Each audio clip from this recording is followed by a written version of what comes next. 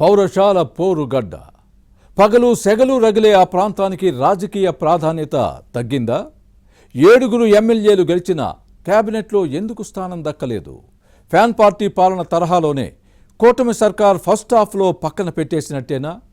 పౌరశాల పోరుగడ్డలో మేసం మెలేసి గెలిచిన సీనియర్లకు సీఎం చంద్రబాబు కేబినెట్లో berth దక్కకపోవడానికి కారణాలేంటి?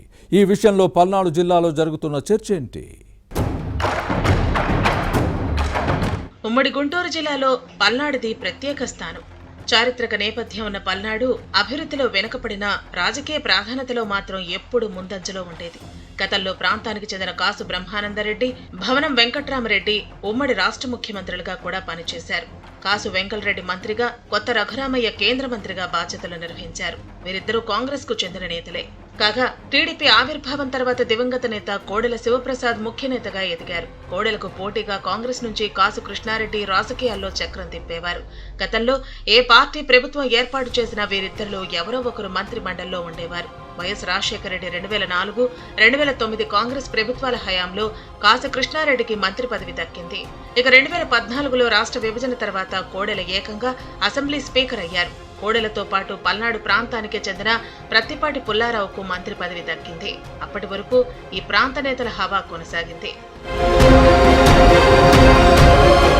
2019 YCP ప్రభుత్వంలో పల్నాడు జిల్లాకు చెందిన 2 నేతలకు జగన్ కేబినెట్ లో సెకండ్ హాఫ్ లో చోటు దక్కించుకోవడంతో పల్నాడు ప్రాంతానికి రాజకీయ ప్రాధాన్యత పెరిగింది.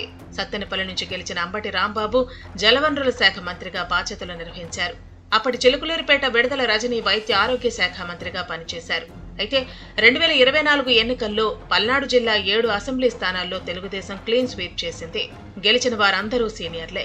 కానీ ముఖ్యమంత్రి చంద్రబాబు నేతృత్వంలోని ఎన్డీఏ కూటమి కేబినెట్ లో ఒక్కరికి కూడా మంత్రి పదవి దక్కలేదు. సత్తెనపల్లి నుంచి నెక్కిన కన్నా లక్ష్మీనారాయణకు రాజకీయంగా అపార అనుభవం ఉంది. ఉమ్మడి రాష్ట్రం కాంగ్రెస్ ప్రభుత్వాల్లో మంత్రిగా పనిచేశారు. అంబటిని ఓడించిన ఈయనకు కేబినెట్ లో బెర్త్ దక్కచ్చని భావించారు. కానీ 6 సార్లు ఎమ్మెల్యేగా గెలిచిన కన్నాకు కేబినెట్ లో స్థానం దక్కకపోవడం నేతలను నిరాశకు గురిచేసింది. మరోవైపు 2014, 2019 మధ్య టీడీపీ ప్రభుత్వంలో 5 ఏళ్లు మంత్రిగా పనిచేసిన ప్రత్తిపాటి పుల్లారావు చిలకలూరుపేట నుంచి 4వసారి నెక్కారు. ఇక గురజాల నియోజకవర్గం నుంచి ఎరపతినేని శ్రీనివాసరావు 3వసారి విజయం సాధించారు. వినుకొండ నుంచి థర్డ్ టైం విక్టరీ కొట్టిన జీవీఎస్ ఆంజనేయులు టీడీపీ ప్రతిపక్షంలో ఉండగా జిల్లా అధ్యక్షుడిగా సేవలు అందించారు. దీంతో వీరిలో ఎవరో ఒకరికి ఖచ్చితంగా మంత్రి పదవి వస్తుందని పల్నాడు జిల్లా ప్రజలు ఆశించారు. అయితే వీరందరినీ చంద్రబాబు పక్కన పెట్టారు. రాజకీయ సమీకరణాలు కుదరకపోవడంతోనే ఇలా జరిగిందనేది పొలిటికల్ పండిట్స్ వాదన. ఉమ్మడి జిల్లాను పరిగణలోకి తీసుకుని లోకేష్, నాదెండ్ల మనోహర్ కు అవకాశం కల్పించడంతో మిగిలిన వారికి సర్దుబాటు చేయలేకపోయారని టాక్. ఈ పరిణామం జిల్లా నేతలతో పాటు ఎమ్మెల్యేలకు ఇబ్బందిగా మారింది. మంత్రివర్గ విస్తరణ చేపట్టి పల్నాడు ప్రాంతానికి స్థానం కల్పించాలని ఈ ప్రాంత నేతలు కోరుతున్నారు. టీడీపీ అధినాయకత్వం ఎలా వ్యవహరిస్తుందో చూడాలి మరి.